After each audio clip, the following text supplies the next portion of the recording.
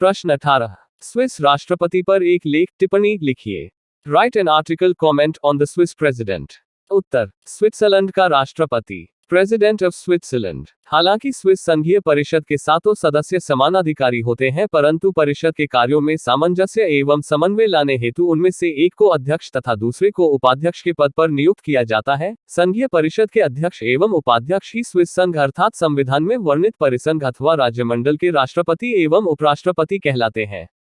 निर्वाचन स्विस राष्ट्रपति एवं उपराष्ट्रपति का निर्वाचन संघीय सभा के दोनों सदनों की संयुक्त बैठक में 1 वर्ष की अवधि के लिए किया जाता है। सदस्यों के पुनः चुने जाने पर कोई प्रतिबंध नहीं है, लेकिन वह लगातार 2 वर्ष तक अपने पद पर नहीं रह सकते। अध्यक्ष एवं उपाध्यक्ष के चुनाव में वरिष्ठता के नियम का ध्यान रखा जाता है तथा यह प्रयास किया जाता है कि बारी बारी से सभी सदस्यों को अध्यक्ष और उपाध्यक्ष का पद प्राप्त हो जाए।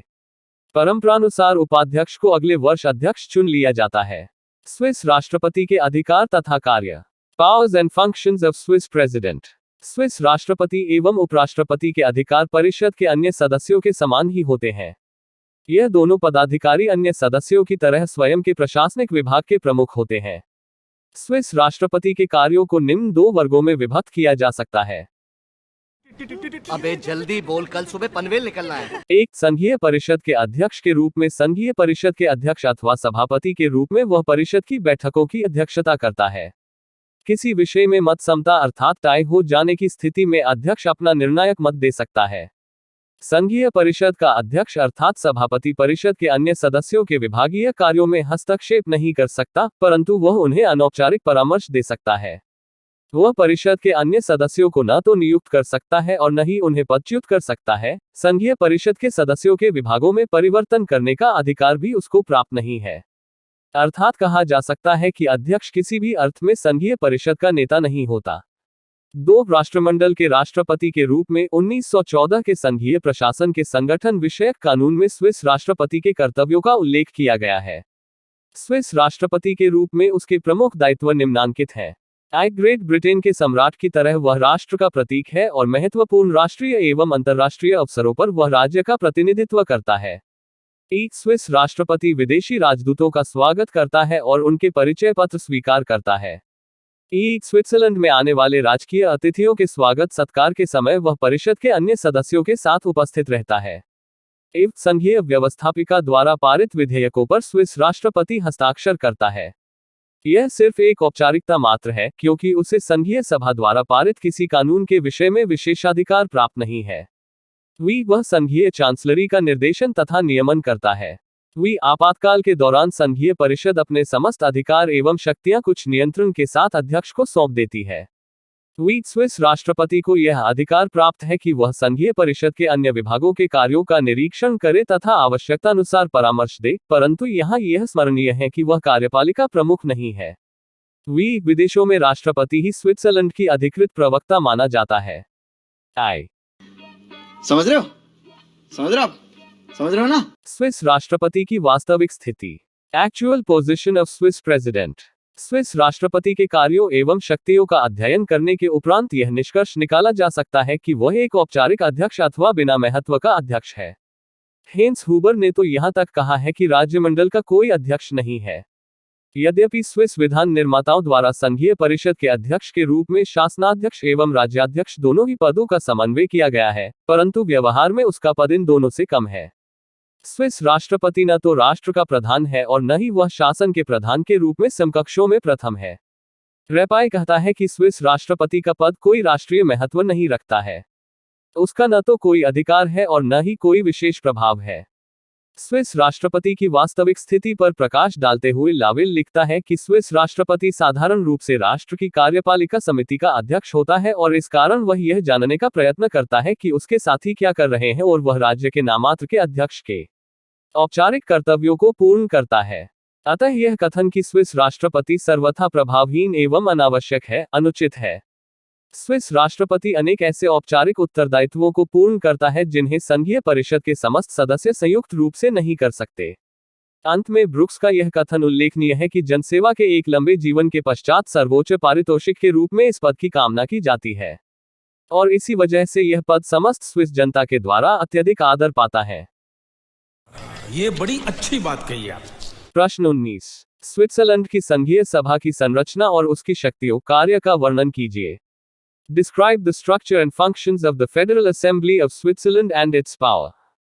तो चलिए शुरू करते हैं। उत्तर, संघीय सभा, फेडरल असेंबली। स्विट्जरलैंड का संघीय विधानमंडल अर्थात संघीय सभा संविधान की धारा 71 के अनुसार राज्य मंडल की सर्वोच्च सत्ता का प्रयोग करती है।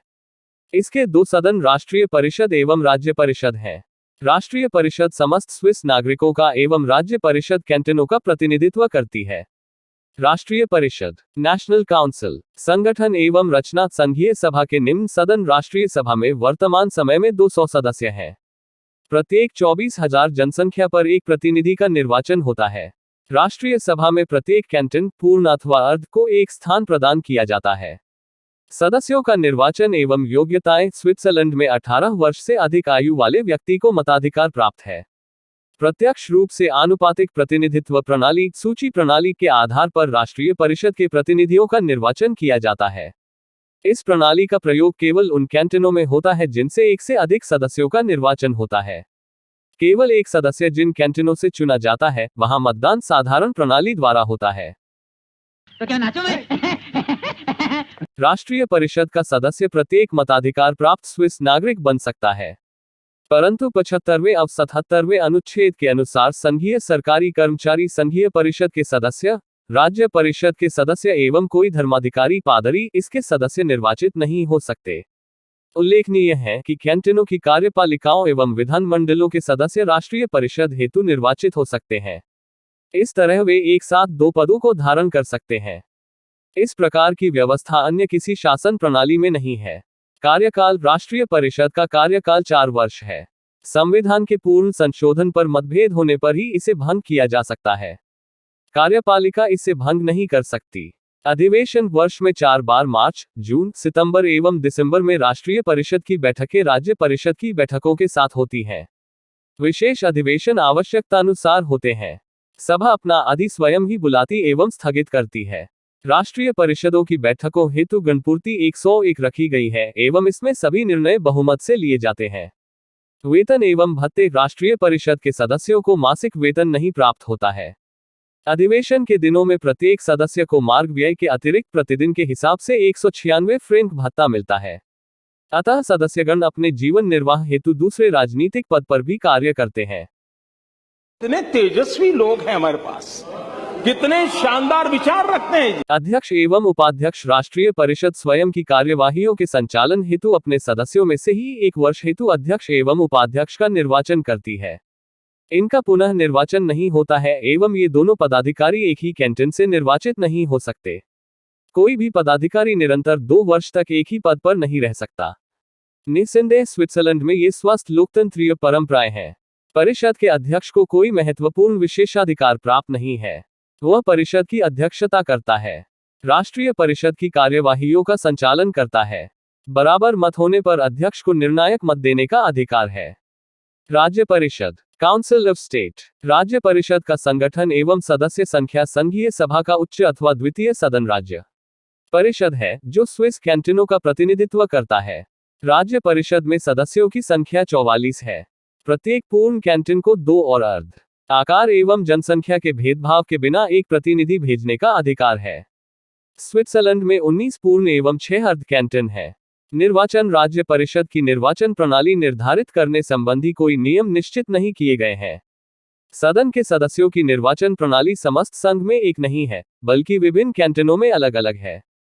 14 कैंटनों एवं 3 अर्ध कैंटनों में निर्वाचन नागरिकों द्वारा प्रत्यक्ष निर्वाचन प्रणाली द्वारा, 3 अर्ध कैंटनों में जनता तथा 4 कैंटनों में वहां के विधानमंडलों द्वारा किया गया है। मजा नहीं आ रहा है। कार्यकाल, वेतन एवं भत्ते। राज्य परिषद स्वयं एक स्थायी संस्था है। विभिन्न कैंटनों में कार्यकाल भिन्न भिन्न है। 15 पूर्ण एवं 5 अर्ध कैंटनों के 35 सदस्यों का कार्यकाल 4 वर्ष, 2 पूर्ण एवं 1 अर्ध कैंटन के 5 सदस्यों का कार्यकाल 3 वर्ष एवं शेष 2 कैंटनों के 4 सदस्यों का कार्यकाल केवल 1 वर्ष का ही है। राज्य परिषद के सदस्यों का वेतन संघीय कोष से नहीं दिया जाता है। कैंटन ही सदस्यों का वेतन देते हैं। जब राज्य परिषद के सदस्य संघीय विधानमंडल की किसी समिति की कार्यवाही में भाग लेते हैं तो उन्हें भत्ता तथा यात्रा व्यय संघीय कोष से प्राप्त होता है। पदाधिकारी एवं गणपूर्ति प्रत्येक वर्ष हेतु राज्य परिषद एक अध्यक्ष एवं उपाध्यक्ष का निर्वाचन करती है, परंतु अध्यक्ष अथवा उपाध्यक्ष अपने पदों पर पुनः निर्वाचित नहीं हो सकते हैं। दोनों एक ही कैंटन के नहीं हो सकते। इस सदन में भी उपाध्यक्ष को अगले वर्ष अध्यक्ष निर्वाचित कर लिया जाता है। राज्य परिषद में गणपूर्ति के लिए 44 में से 23 सदस्यों की उपस्थिति आवश्यक है। बात तो सही है। संघीय सभा की शक्तियां एवं कार्य। Powers and functions of federal assembly. Swiss संविधान द्वारा राष्ट्र की सर्वोच्च शक्ति संघीय सभा में निहित है तथा सभा के दोनों सदनों को समस्त मामलों में समान शक्तियां प्राप्त हैं। संघीय सभा की प्रमुख शक्तियां एवं कार्य निम्नलिखित हैं। 1. विधायिनी शक्तियां। संघीय सभा का महत्वपूर्ण कार्य कानून निर्माण है। वह संघीय अधिकारियों की निर्वाचन प्रणाली, उनके कार्यों एवं अधिकारों संबंधी कानून निर्मित कर सकती है। संघीय शासन के अंतर्गत स्थायी पद सृजन, अध्यादेश जारी करने, संविधान संशोधन कार्य में योगदान प्रदान करना इत्यादि कार्य भी संघीय परिषद करती है। संघीय सभा की विधि निर्माण की शक्ति पर नागरिकों के ऐच्छिक अर्थात उसकी मांग पर लिए जाने वाले लोक निर्णय की शक्ति का प्रतिबंध है। संविधान संशोधन में प्रत्येक संशोधन प्रस्ताव दोनों सदनों द्वारा पारित किए जाने पर लोक निर्णय हेतु भेजा जाता है। संविधान संशोधन शक्ति पर लोक निर्णय के साथ ही आरंभ हक का नियंत्रण भी है। यदि 50,000 स्विस नागरिक संविधान संशोधन का प्रस्ताव करते हैं तो संघीय सभा को उस पर विचार करना होगा।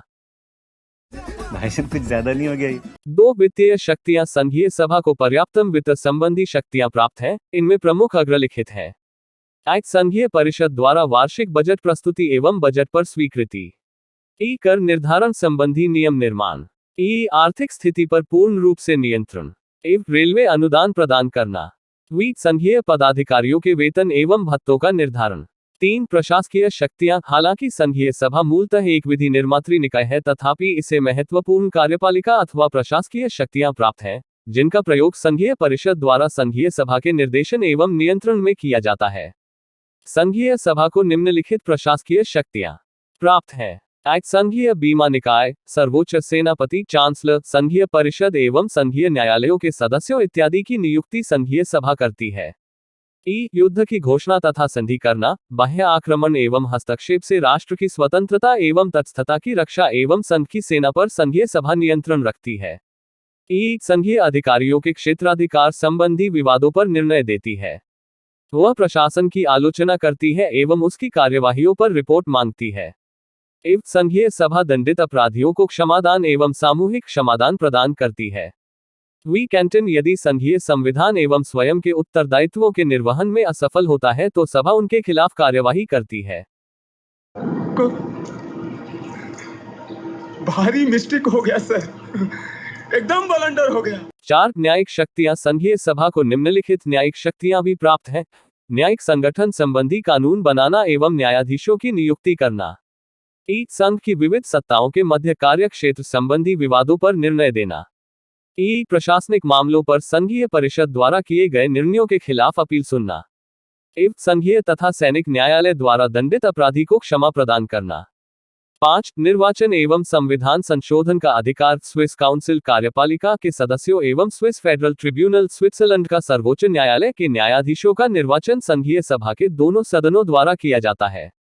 संघीय सभा को संविधान संशोधन संबंधी प्रस्ताव प्रस्तुत करने का अधिकार भी है, लेकिन ऐसे संशोधन प्रस्ताव पर लोक निर्णय द्वारा जन स्वीकृति आवश्यक होते हुए भी मतदाताओं को भी संशोधन प्रस्ताव प्रस्तुति का अधिकार है, जिन पर सभा को आवश्यक कार्यवाही करनी होती है। उपर्युक्त विवरण से स्पष्ट है कि स्विस संघ की सर्वोच्च शक्ति सभा में ही समाहित है। स्ट्रांग के अनुसार स्विस संघीय परिषद की भांति स्विस संघीय सभा भी अद्वितीय है। संसार में यही एक ऐसा विधानमंडल है जिसके उच्च सदन एवं निम्न सदन की शक्तियां समान है। हम मालूम है तेरे बाप को मत सिखा चल। 1. अनेक अन्य कारणों, उदाहरणार्थ लघु आकार, स्वयं के ज्ञान, आर्थिक, सामाजिक परिस्थितियों एवं अंतर्राष्ट्रीय युद्धों के कारण संघीय सभा ने स्वयं को अत्यधिक प्रभावशाली बना लिया है। मुनरो कहते हैं, स्विस राज्य परिषद को प्रत्येक व्यक्ति प्रतिक्रियावादिता का गण अथवा प्रगति को रोकने वाली संस्था नहीं कहता है। संघीय सभा की शक्तियों से स्पष्ट है कि उसको संविधान द्वारा व्यापक एवं महत्वपूर्ण शक्तियां प्रदान की गई हैं। उसे विधायी, वित्तीय, न्यायिक इत्यादि समस्त क्षेत्रों में अधिकार प्राप्त है। जुर्चे के अनुसार संघीय सभा की स्थापना करते हुए स्विस संविधान निर्माताओं ने शक्ति पृथक्करण के मर्यादापूर्ण सिद्धांत पर कोई विशेष ध्यान नहीं दिया है। क्योंकि उन्होंने इससे विधायिक, प्रशासनिक और न्यायिक समस्त प्रकार की शक्तियां प्रदान की हैं। इस प्रकार इसकी शक्तियों का क्षेत्र सर्वव्यापी हो। बिल्कुल चुप। हिम्मत कैसे हुई तेरी मुंह खोलने की? गया है, लेकिन संघीय सभा की शक्तियों का यह पक्ष सैद्धांतिक अधिक है, व्यवहारिक कम। व्यवहारिक दृष्टिकोण से संघीय सभा अभी भी इतनी व्यापक शक्तियों का प्रयोग नहीं कर सकती है। संघीय सभा की विधायी शक्तियां जनता के वैकल्पिक लोक निर्णय के कारण सीमित हो गई हैं। जनता को वैकल्पिक लोक निर्णय का न सिर्फ अधिकार प्राप्त है, बल्कि जनता के व्यवहार में भी इसका पर्याप्त रूप से प्रयोग किया गया है। जन साधारण को उपक्रम का भी अधिकार है, जिसके द्वारा वह इच्छानुसार कानून निर्मित कर सकती है। ये चुप है।